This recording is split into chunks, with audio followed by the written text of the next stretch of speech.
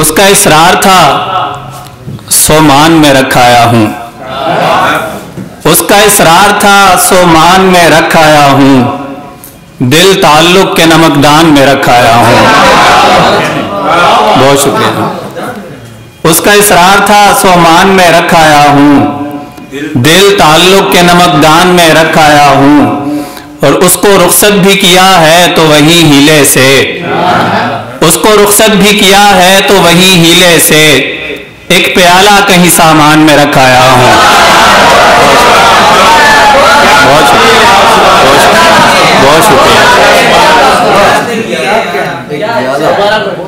उसको रुखसत भी किया है तो वही हीले से, एक प्याला कहीं सामान में रखाया हूं, और मैं बहुत दूर निकल आया हूं जिसके पीछे, मैं बहुत दूर निकल आया हूं जिसके पीछे, खुद उसे कासा इम्कान में रखाया हूं।